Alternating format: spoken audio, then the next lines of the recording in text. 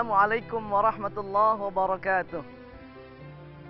Bismillahirrahmanirrahim. Alhamdulillahi alimis sirri wan najwa wa kashifid dhurri wal balwa.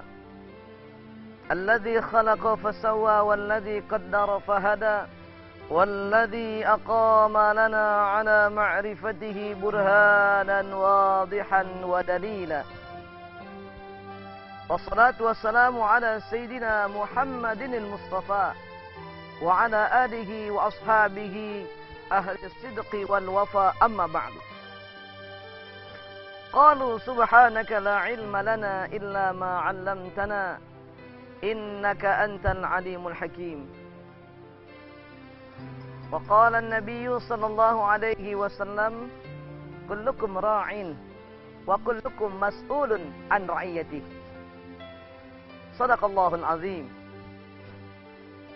Pemirsa Zakat TV dimanapun Anda berada, alhamdulillah jumpa lagi pada pertemuan kali ini dengan saya Ahmad Sonhaji. Dan insyaallah pada pertemuan jumpa kita kali ini kita akan membahas tentang 5 pemimpin yang dimurkai Allah Subhanahu wa taala.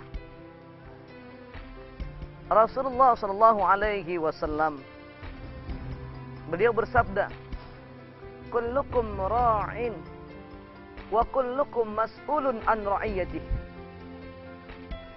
Bahwa setiap Anda sekalian adalah pemimpin.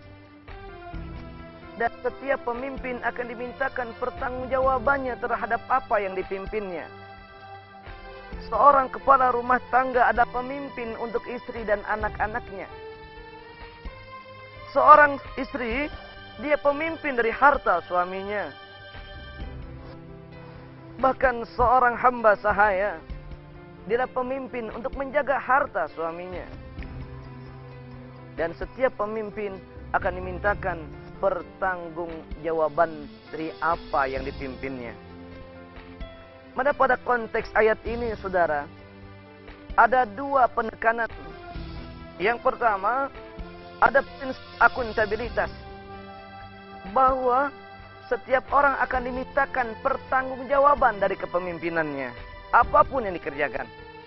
Dan yang kedua, setiap yang dilakukan itu akan mendapatkan efek dan dampak dari perbuatannya.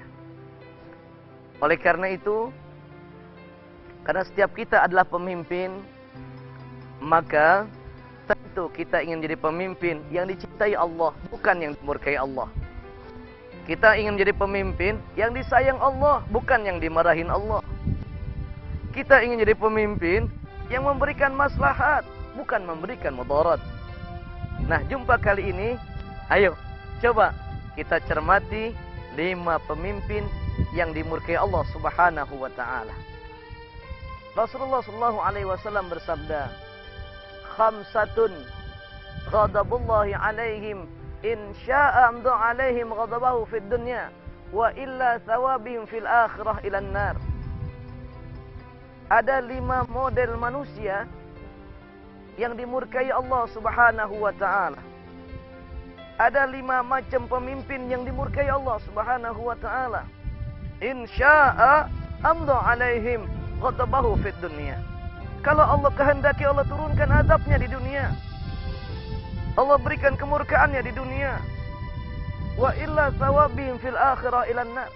Tetapi kalau Allah tangguhkan, enggak diturunin di dunia kemarahannya, Allah tunggukan nanti di akhirat, thawabihim ilan nar, maka ganjarannya Allah akan hantarkan dia, dilemparkan ke jurang siksa api neraka. Na'udzubillah min dzalik. Sekarang kalau kita melihat bencana, banjir, gunung meletus, ya, tanggul jebol, tsunami, macam-macam, kita bilang ini salah pemimpin, ini gara-gara pemimpin, ini pemerintah nggak bener nih. Bukan, karena jangan-jangan boleh jadi kita di antara kontribusi yang menyebabkan murkanya Allah Subhanahu wa taala dan Allah turunkan azabnya di dunia. Yang pertama siapa? Yang pertama yang Allah murka, amiru qaumin ya'khudhu haqqahu min ra'iyyati. wala yanfa'uhum min nadbatin wala yadfa'u dzulma anhum. Sekarang zaman-zamannya, waktunya orang lagi nyari pemimpin nih. Ya, sebentar lagi kita pemilu. Orang nyari pemimpin legislatif. Bentar lagi Indonesia cari presiden. Semua orang menyampaikan, pilih saya yang lebih baik. Pilih saya yang lebih baik, lebih memberikan maslahat. Saya akan entaskan fakir miskin. Saya akan angkat derajatnya orang-orang bodoh. Saya akan berikan lapangan pekerjaan. Semua menjanjikan, semua berebutan suara dari rakyatnya. Tetapi ingat, Allah mengingatkan, Nabi mengingatkan, amiru qaumin ya'khudhu haqqahu min ra'iyati. Adalah pemimpin, ya, pemimpin yang dipilih mengambil suara rakyatnya. Dipilih oleh rakyatnya dengan suara rakyatnya, dengan suara terbanyak. Wala yanfa'uhum min nadbatin. Tapi begitu dipilih, dia jadi suaranya banyak, diangkat jadi pemimpin, tidak memberikan manfaat apa-apa. Wala yadfa'u dzulma anhum. Bahkan tidak mampu menolak kezaliman yang terjadi pada rakyatnya. Udah jadi lupa sama rakyat. Udah jadi lupa sama janji. Allah marah, Allah murka yang seperti ini. Ingat dalam sejarah, ketika Sayyidina Umar bin Abdul Aziz menjadi khalifah dari Bani Abbasiyah. Satu hari beliau pulang dari mengurusi urusan rakyatnya. Wajah yang lelah, badan yang lelah, mata yang ngantuk, dia pulang tergesa-gesa ke rumahnya, mau istirahat. Habis urusan umat, urusan rakyat, pengen istirahat. Begitu pengen sampai rumahnya, seorang anak muda memanggil, wahai Tuan Khalifah, bolehkah aku bertanya kepadamu persoalan umat? Khalifah Umar bin Abdul Aziz nengok. Ketika beliau nengok, ternyata yang memanggil adalah anaknya. Wahai anakku, bolehkah ayahmu ini minta waktu sebentar saja, mau istirahat. Dari malam gak tidur, urusan rakyat, urusan umat banyak benar. Sampai tidak ada waktu istirahat untuk ayahmu ini. Apa kata anaknya? Wahai ayahku, kali ini aku berbicara bukan pada kedudukanku sebagai seorang anak dan ayahnya, tapi seorang rakyat dengan khalifahnya, seorang rakyat dengan pimpinannya. Wahai rakyatku, bolehkah aku minta waktu sebentar saja, mau tidur sebentar saja? Hal yang wajar barangkali. Nanti setelah aku bangun sebentar, maka kita diskusi persoalan umat ini. Kita diskusi persoalan rakyat. Apa kata anaknya? Wahai ayahanda, wahai Khalifah Umar bin Abdul Aziz, aku datang berdiskusi persoalan umat. Apakah engkau yakin engkau akan tertidur dan engkau bangun lagi? Apakah engkau yakin engkau akan bangun dari tidurmu? Atau jangan-jangan andaikan engkau tidur dan Allah mencabut nyawamu, engkau meninggal dunia, sementara ada urusan umat yang belum kau selesaikan, persoalan rakyatmu yang tidak sempat engkau jawab. Bagaimana tanggung jawabanmu di hadapan Allah Subhanahu wa ta'ala? Pemirsa Zakat TV, dimanapun Anda berada, apa yang terjadi? Khalifah Umar bin Abdul Aziz balik belakang.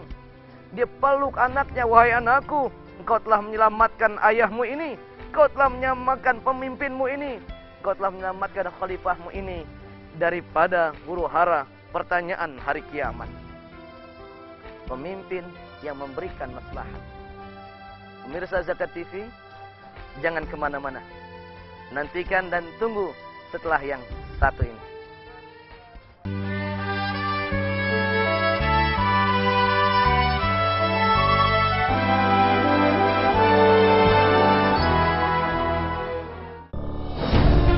Ketika keindahan dunia merebak keselarasan, berbagi kemesraan.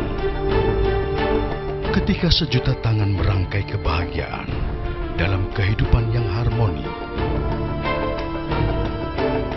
Ketika zakat Anda wujudkan indahnya dunia.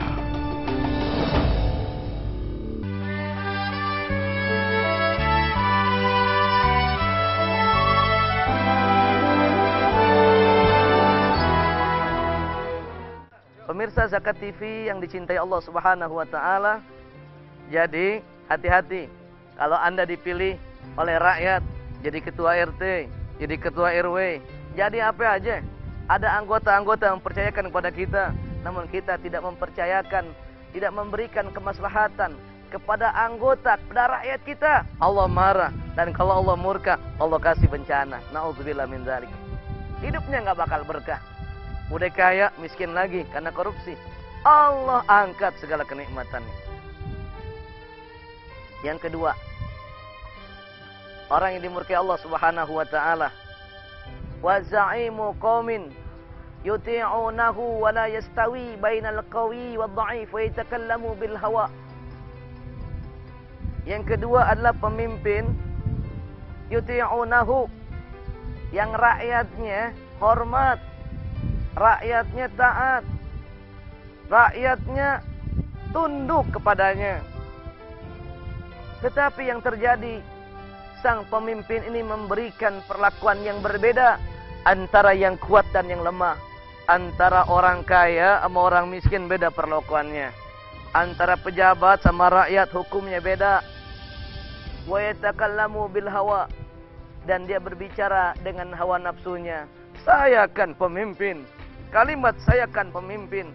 Rasa anania, sayanya ini yang memberikan rasa kemurkaan Allah Subhanahu wa taala.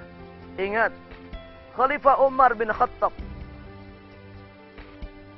dia berkata, andaikan saja anakku Fatimah ini mencuri, akan aku potong tangannya. Enggak ada pembedaan. Tidak ada perbedaan perlakuan pada persoalan hukum sekalipun bagi seorang pemimpin yang menegakkan prinsip keadilan dan kemaslahatan untuk umatnya. Khiyaru a'immatikum alladzina yuhibbunakum wa tuhibbunahum. Pemimpin yang baik, kata Nabi, adalah pemimpin yang rakyatnya mencintaimu dan engkau mencintai rakyat. Rakyatnya cinta dan engkau cinta dengan rakyat. Wa syiraru a'immatikum, tetapi sebaliknya, seburuk-buruk pemimpin adalah yang rakyat membenci, rakyatnya aja benci. Dan engkau membenci rakyatmu. Na'udzubillah min dzalik. Kalau rakyat benci, pemimpin benci, maka yang ada bukanlah keberkahan dan kemaslahatan.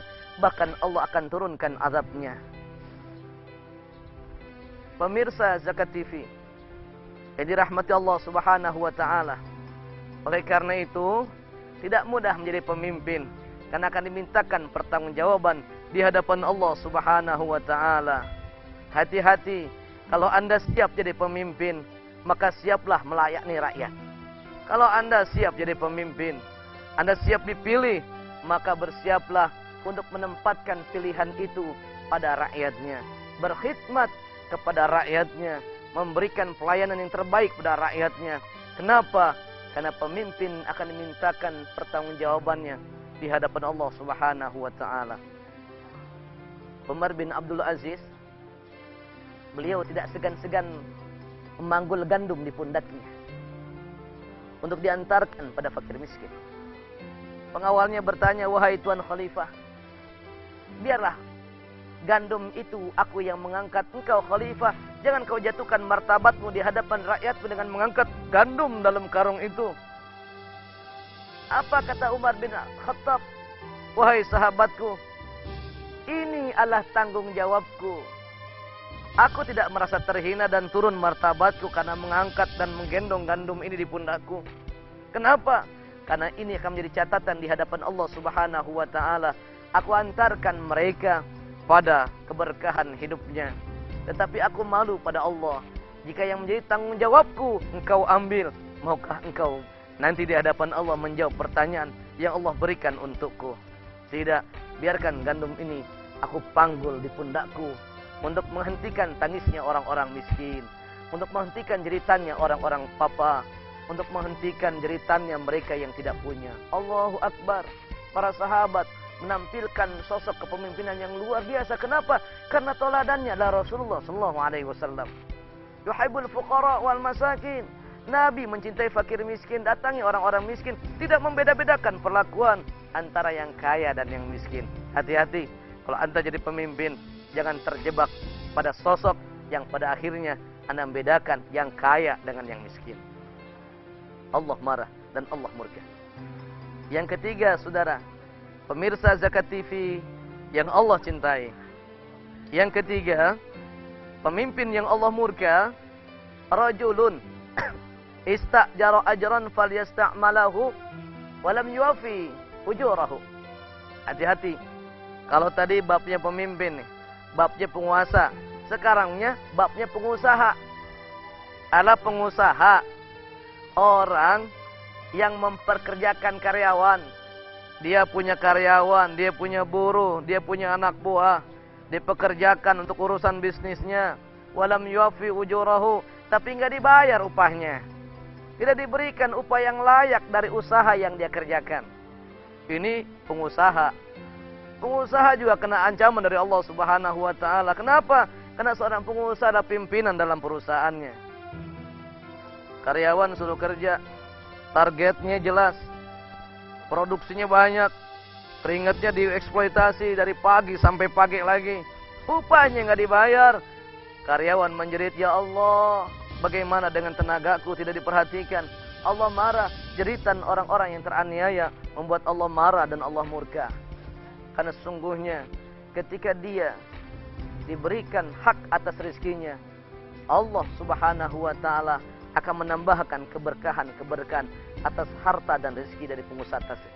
Tetapi ketika rezeki, hak-hak para karyawan didolimi, maka Allah marah dan Allah murka. Tahukah kita bahwa harta yang diberikan atas hak karyawan itu, yang menikmatinya anak dan istrinya, dan mereka berdoa untuk keberkahan usaha tersebut. Tetapi jika tidak dibayarkan upahnya, mereka menangis dan menjerit pada Allah Subhanahu wa taala. Nabi mengingatkan, "U'til ajira qabla ayajifa 'arquhu." Bayar upah karyawanmu, bayar gajinya yang layak, yang sesuai dengan kadar kecukupan dan kepatutan sebelum kering keringatnya. Itu yang ketiga. Yang keempat, pemirsa Zakat TV, jangan kemana-mana dulu. Tunggu dan nantikan setelah yang satu ini.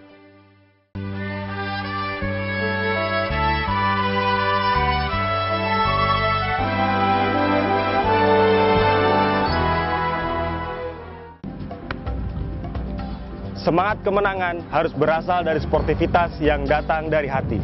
Saya Bambang Pamungkas, saya zakat di Dompet Duafa. Keluarga adalah sumber inspirasi saya. Kehangatannya datang dari hati. Saya Inneke Kusharawati, saya zakat di Dompet Duafa. Berbagi memudahkan rezeki, karena datang dari hati. Saya Ipo Santosa, zakat di Dompet Duafa. Dompet Duafa.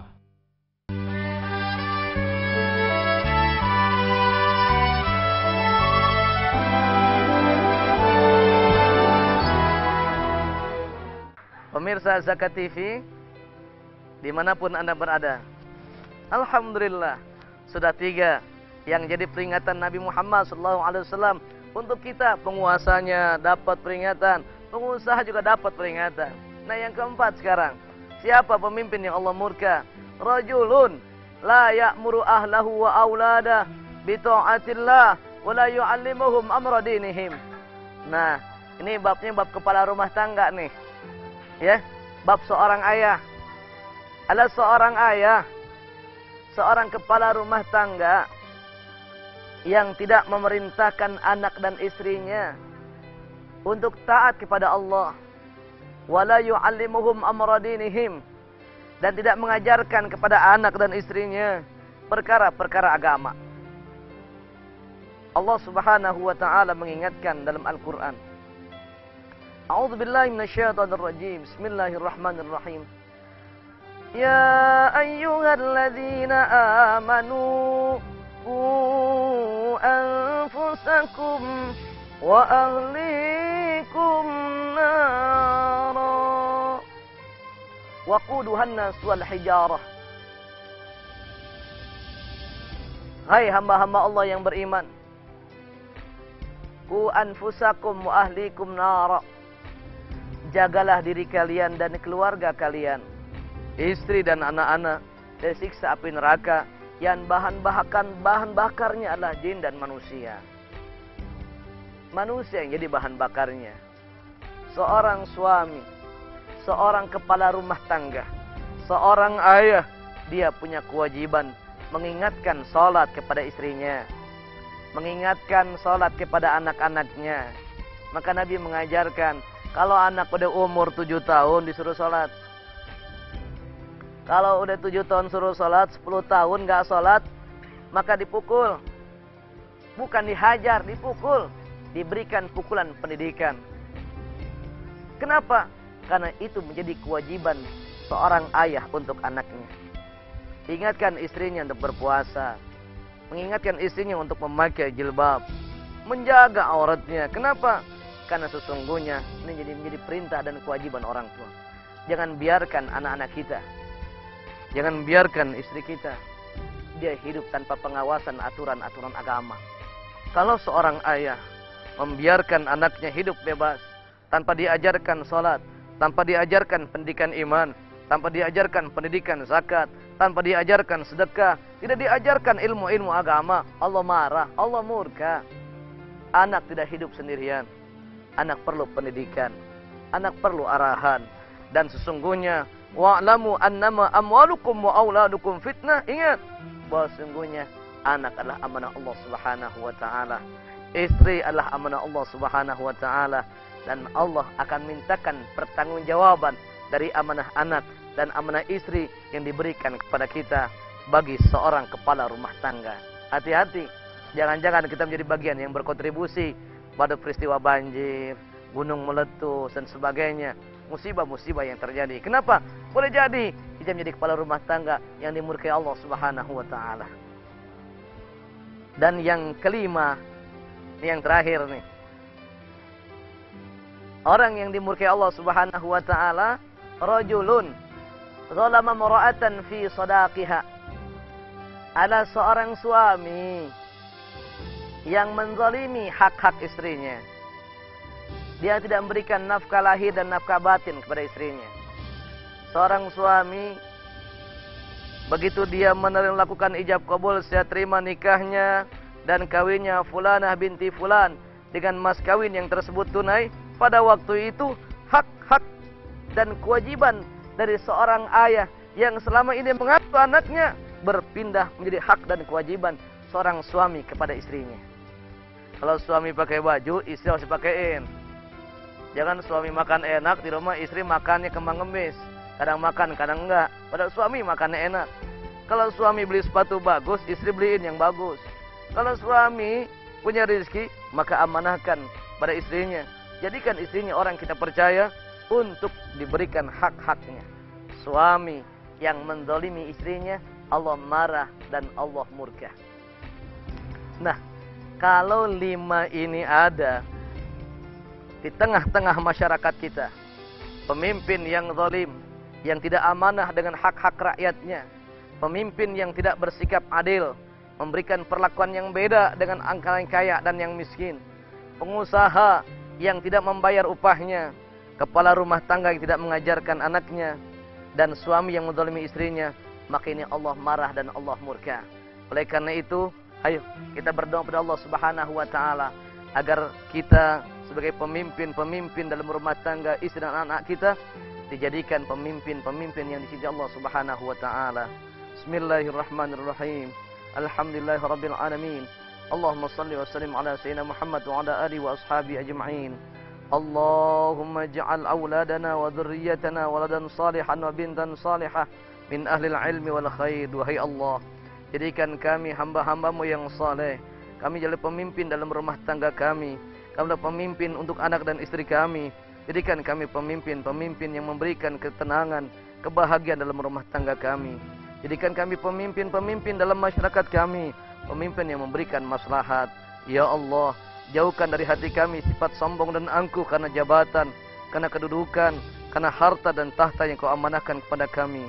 Sungguhnya kedudukan, amanah, harta dan tahta itu dapat hilang, dapat Kau ambil setiap saat Kau suka. Maka andaikan kami berada pada posisi seperti itu, jadikan kami pemimpin-pemimpin yang tawadu, pemimpin-pemimpin yang amanah, pemimpin yang memberikan maslahat kepada umat, pemimpin yang memberikan kebahagiaan kepada rakyat kami. Duhai Allah, hindarkan kami daripada penyakit-penyakit yang merusak amal ibadah dan hati kami. Jadikan kami hamba-hamba yang kau cintai, jauhkan kami dari hamba-hamba yang kau murkai. Semoga engkau menjadikan kami hamba-hamba yang berada dalam rahmat dan ridha-Mu. Wa sallallahu ala sayyidina Muhammadin wa ala alihi wa sahbihi wasallam. Walhamdulillahi rabbil alamin. Alhamdulillah. Alhamdulillah. Pemirsa Zakat TV yang dirahmati Allah Subhanahu wa taala, mudah-mudahan tausiah tadi memberikan pencerahan kepada kita dan Allah jadikan kita pemimpin-pemimpin yang saleh dan tawadu. Usikum wa nafsi bittaqwallah. Wassalamualaikum warahmatullahi wabarakatuh.